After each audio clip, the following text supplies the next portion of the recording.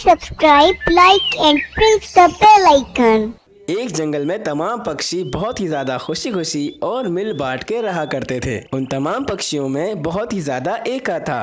वे कभी आपस में लड़ाई नहीं करते थे। अगर कोई पक्षी कभी किसी वजह से बीमार हो जाता था तो तमाम पक्षी मिलकर उसका बहुत ख्याल रखते थे और उस बीमार पक्षी के घर दाना देकर जाते थे, जिससे वो पक्षी घर बैठकर अपना पेट भर सके और सेहतयाब हो सके। वहीं जंगल में सबसे ज्यादा होनहार और अक्लमंद मीनू चिड़िया थी। इन दिनों मीनू चिड़िया का एक कजन उसके घर रुकने आया हुआ था। मीनू चिड़िया का वो कजन बहुत ही ज्यादा शरारती था। उसको दूसरों को हानि पहुंचाने में बहुत ज्यादा मजा आता था। फिर एक दिन मीनू चिड़िया का कजन टीनू कहीं उड़ रहा होता है। तभी बुलबुल की नजर उस पर पड़ती है। वह उसे आवाज देकर बुलाती है, अरे सुनो टीनू बेटा, जरा इधर तो आओ। वे बुलबुल अपने घर में बिल्कुल अकेली होती है। उसके पति की मृत्यु हो चुकी होती है और उसके घर में कोई भी दूसरा नहीं होता। तभी टीनू बुलबुल के पास आकर बैठता है। बताइए बुलबुल आंटी, आपने मुझे क्यों बुलाया? मैं तो वहाँ खेलने जा रहा था। अरे टीनू बेटा, मुझे तुमसे थोड़ा काम है। ये देखो, ये एक सेब है, तुम इसे जाकर कौवे को देकर आ जाओ। ये सेब मैं उसके लिए लेकर आई थी। ठीक है बुलबुल आंटी, मैं ये सेब कौवे अंकल को दे दूंगा। अरे टीनू बेटा, तुम तो बहुत अच्छे हो। अब जाओ और ये सेब जाकर कौवे अंकल को देकर आ जाओ। फिर टीनू जा रहा होता है कि उसके दिमाग में एक शैतानी विचार आता है, जिससे कि वो शैतानी कर सके। अरे अब मजा आएगा ना, देखो अब मैं अपने इस विचार से कौवे अंकल के साथ कैसी मस्ती करता हूँ। फिर टीनू उस सेब को छोड़ देता है जो उसे बुलबुल ने दिया होता है और उसके बदले दूसरा सेब उठा लेता है जो कि पत्थर का बना हुआ होता है। अब देखो कितना मजा आएगा। जब कौवे अंकल इस सेब को खाएंगे तो उन्हें सही की चोट लगेगी। फिर टीनू उस सेब को लेकर कौवे के घर पर जाता है और कौवे से जाकर कहता है, अरे कौवे अंकल, ये सेब मुझे बुलबुल आंटी ने दिया है और उन्होंने खास तौर से कहा है कि ये सेब मैं कौवे अंकल को लाजमी खिला कर आऊँ। अरे टीनू बेटा, सही बताओ, क्या वाकई बुलबुल ने ये सेब मेरे लिए भेजा है?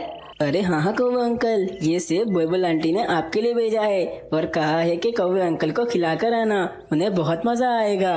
अरे वाह, ये तो बहुत अच्छी बात है। चलो मैं ये सेब खा लेता हूँ। फिर कौवा वो सेब खाने लगता है और जैसे ही वो सेब खाता है उसे बहुत जोर से दर्द होता है, क्योंकि वो सेब पत्थर का बना होता है। अरे मर गया, ये मुझे क्या खिला दिया तुमने? अरे बुलबुल, ये कैसा सेब भेजा है तुमने मेरे लिए? अरे मुझे तो बहुत दर्द हो रहा है। बुलबुल, मैं तुम्हें बिल्कुल नहीं छोड़ूंगा। तुमने मेरे साथ ये बहुत गलत किया है। और कौवे अंकल, ये सेब तो मुझे बुलबुल आंटी ने दिया था और मुझे बिल्कुल नहीं पता था कि ये सेब पत्थर का बना हुआ है। अब आप जाइए और बुलबुल आंटी से पूछिए कि उन्होंने आपके साथ ऐसा क्यों किया। फिर कौवा गुस्से में वहाँ से उड़ जाता है। अरे अब तो बड़ा मजा आएगा। अब इन दोनों में खूब लड़ाई होगी और इन्हें देखकर बहुत ज्यादा मजा आएगा। फिर कौवा बुलबुल के पास पहुंचता है और गुस्से में उससे कहने लगता है, अरे बुलबुल बहन, तुमने मेरे साथ भी ये बिल्कुल अच्छा नहीं किया। तुमने मुझे पत्थर का सेब खिला दिया। अरे कौवे, ये क्या कह रहे हो? मैंने ऐसा कुछ भी नहीं करा। तुम मुझ पे ऐसे इल्जाम नहीं लगा सकते।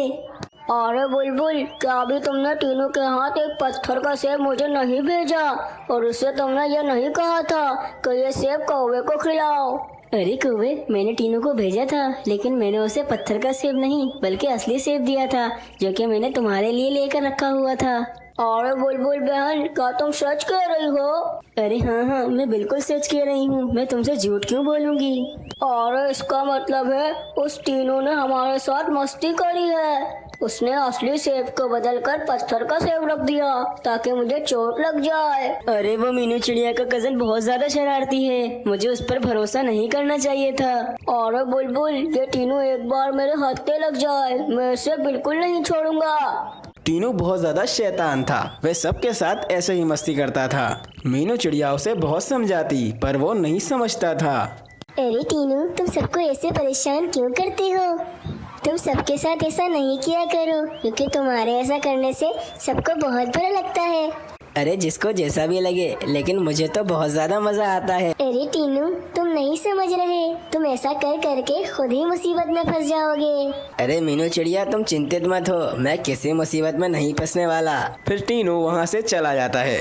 और मीनू चिड़िया की बातों का उस पर कोई भी असर नहीं पड़ता और वो शरारतें करता ही रहता है। फिर टीनू उड़ता हुआ एक तोते के पास जाकर बैठता है। अरे तोते, तुम यहाँ अकेले क्यों बैठे हो? मैं तुम्हारे लिए एक बहुत अच्छी खबर लेकर आया हूँ।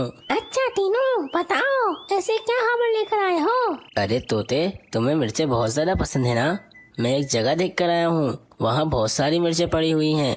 तुम जाओ और वहाँ से जाकर मिर्चें खा लो। अरे टीनू, सुबह सुबह मजाक क्यों कर रहे हो? मुझे मिर्चों के बारे में मजाक बिल्कुल पसंद नहीं है। अरे मैं मजाक नहीं कर रहा, मैं सच में मिर्चें देख कर आया हूँ। तोते, तुम मेरे साथ चलो, मैं तुम्हें वो मिर्चें दिखाता हूँ। अगर ऐसी बात है तो चलो, मैं भी देखूं तुम्हारी मिर्चें हैं कहाँ। फिर तोता और चिड़ा वहाँ पहुँचते हैं जहाँ पहले से मिर्चें पड़ी हुई होती हैं। टीनू बहुत ज्यादा शरारती था।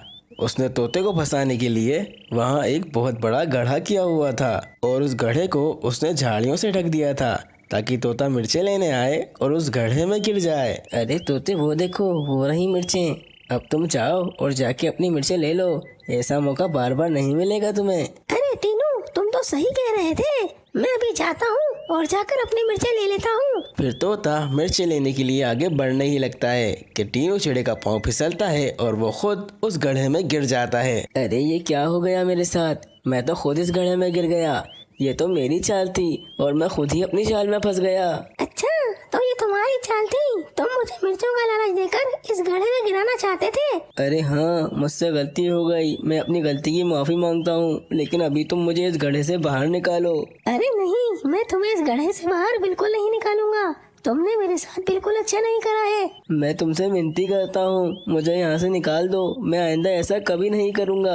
अरे नहीं नहीं, अब तुम्हें पता चलेगा कि ज्यादा शरारत करने से क्या होता है। फिर वो तोता वहाँ से चला जाता है और एक दूसरे दरख्त पर जाकर बैठ जाता है। वहीं दूसरी तरफ टीनू को गड्ढे में फंसा हुआ देखकर एक चील वहाँ मंडराने लगती है। तभी तोता सोचता है, अरे मैं उस टीनू चिड़े जैसा नहीं हूँ। अभी उस पर मुश्किल वक्त आया है, मुझे उसकी मदद करनी चाहिए। फिर तोता जाता है और तमाम पक्षियों को पूरी बात बताता है और उन तमाम पक्षियों को लेकर वापस चिड़े के पास आता है। चील उन तमाम पक्षियों को देखकर डर जाती है और वे वहाँ से भाग जाती है। तभी सब पक्षी मिलकर टीनू चिड़े को उस गड्ढे से बाहर निकाल लेते हैं। अरे आप लोगों का बहुत बहुत धन्यवाद। आप लोगों ने मुझे इतने बड़े धर्म संकट से बचा लिया। अरे टीनू बेटा, कोई बात नहीं, तुम बहुत अच्छे हो। बस तुम अपनी शरारतें थोड़ी कम कर दो। अरे हाँ हाँ टीनू चिड़े, जाओ, हमने तुम्हें माफ कर दिया। अरे टीनू, मैं तुम्हें समझाती थी ना कि तुम इतनी शरारतें मत करो। देखो, तुम्हारी इतनी गलती के बावजूद भी इन सब ने तुम्हें माफ कर दिया। अरे हाँ, मैं बहुत शर्मिंदा हूँ। मैंने इन सबके साथ बहुत गलत किया है। मैं अपनी गलतियों की माफ़ी मांगता हूँ। मैं आइंदा से ऐसी हरकत बिल्कुल भी नहीं करूँगा। फिर टीनू चिड़ा समझ जाता है कि ज्यादा शैतानी सेहत के लिए हानिकारक हो सकती है। इस कहानी से हमें ये प्रेरणा मिलती है कि हमें कभी भी किसी को बिला वजह तंग नहीं करना चाहिए, बल्कि सबके साथ मिल बांट के रहना चाहिए।